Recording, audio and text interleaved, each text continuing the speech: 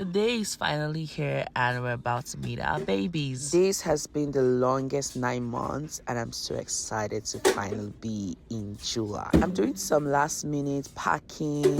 For some reason, I never really packed my hospital bag even though I knew I was having twins. And it was really exciting up to this point. I just didn't want to overdo things. I guess when you have your first baby, you just don't overdo anything anymore. Yeah, so I packed some things in the hospital bag, but I never really arranged it, so to speak.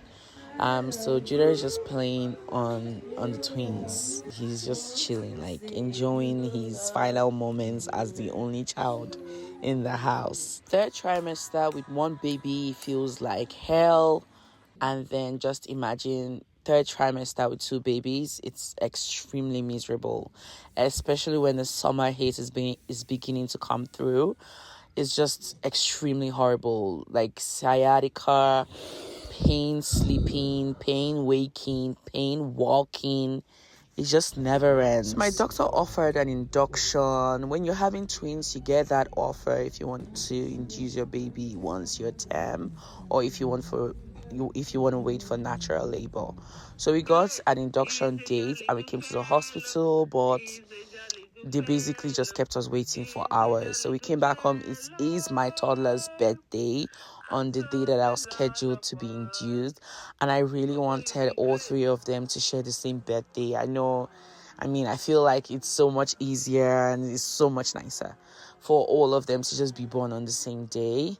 But yeah, the nurses were not going to help that run through. So we went back home to celebrate with him after waiting in the hospital all day until evening. At this point, I really didn't want to go through with the induction anymore. What's the point? Let them just come on their own. I really wanted to just focus on my exams. And it just took out of my toddler's birthday. I wasn't focused. I wasn't in that headspace.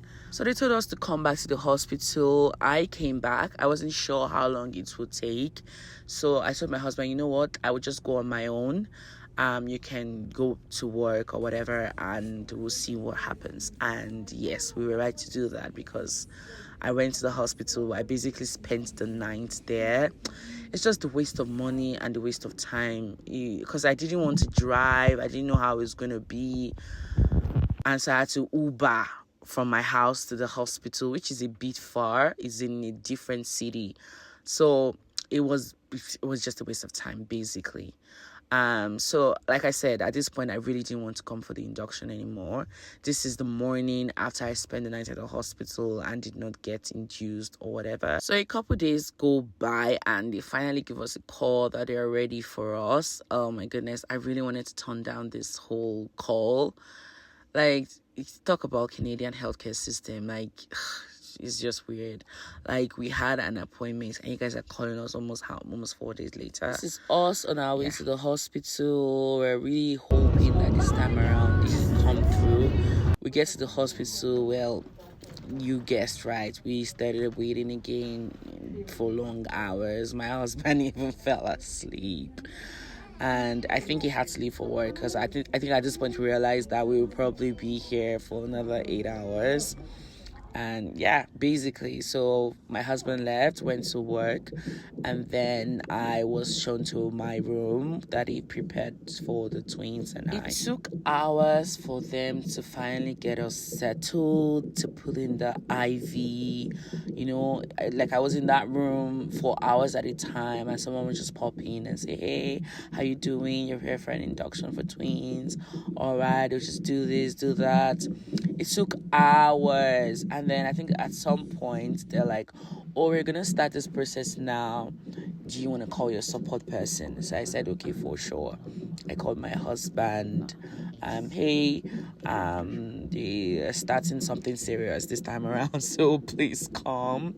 So he left, he came, and basically went on from there.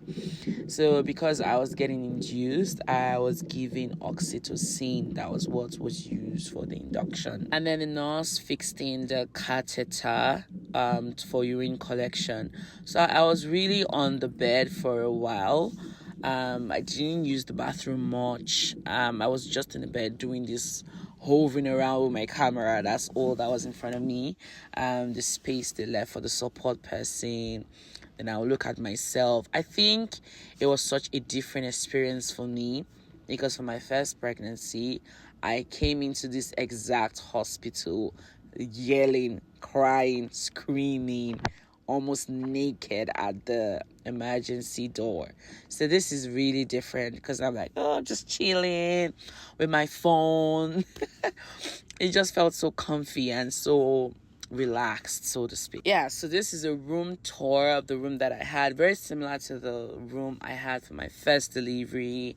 I had one nurse assigned to me.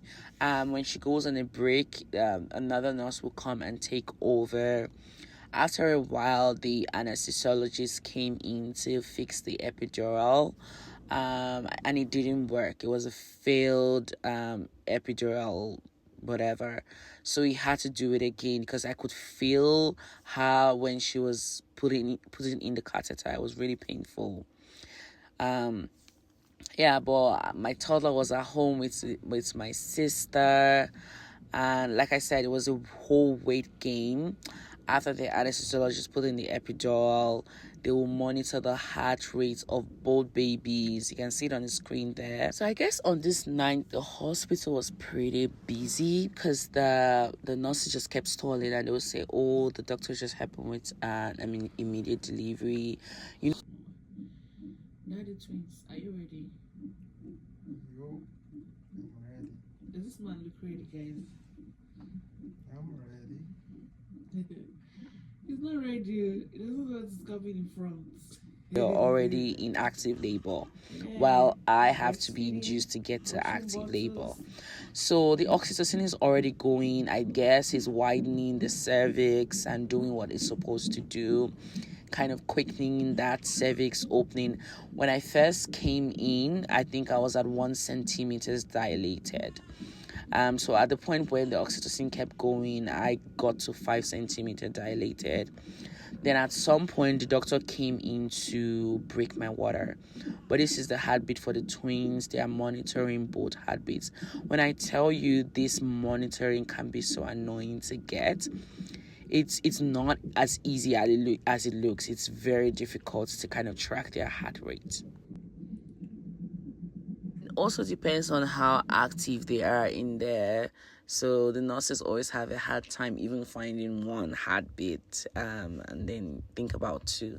I think one of my favorite things to watch was their ultrasound, and baby A and baby B. I always thought my girl was very active. Yeah, basically by this time I think I'm getting exhausted. I've gone from excited to exhausted. I'm just exhausted. There was a time, I do not know what was given to me, but there was a time when the nurse was asking me questions. I'm ready, but I only have school on my mind. Like, I'm just trying to come out of school mode, but we are here. What can we do? I wish I waited though. I wish I waited till next week.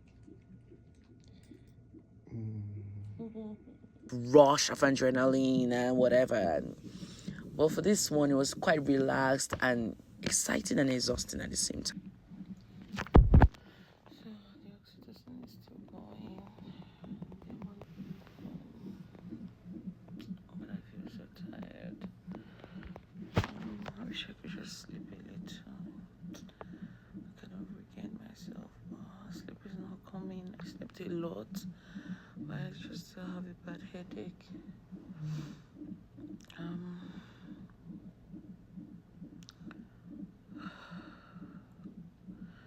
Contractions are coming, but they're very strong, but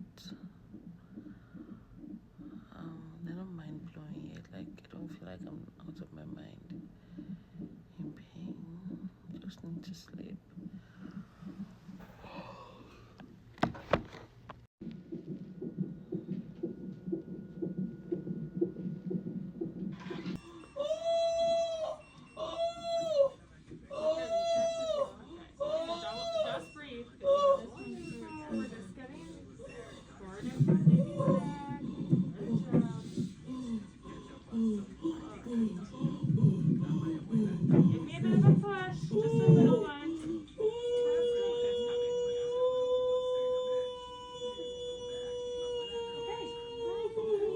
Our babies are here. It's so exciting. Oh my goodness.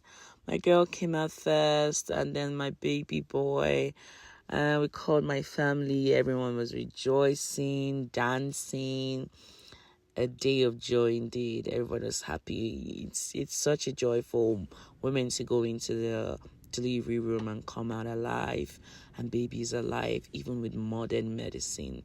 Because my blood pressure went so low, you could see this care in their eyes. But story for another day, guys. Story for another day. Well, we're packing up to go to the postpartum ward. We're gonna have like a postpartum video, all the food that we ate, what happened, how they took care of us, postpartum with twins in a Canadian hospital. So stay tuned, check that out, check the channel. But yeah, I tried to wait for my husband to bring my baby boy before we go to the postpartum ward. But like I said, those places are really busy. They're always clearing it out very quickly. You have your baby, they kick you out, go to the postpartum ward. And when you stay in the postpartum ward for maybe 24 hours or 48 hours, they kick you out, go home, and a community nurse will come see you at home. But yeah, this is us in a postpartum ward.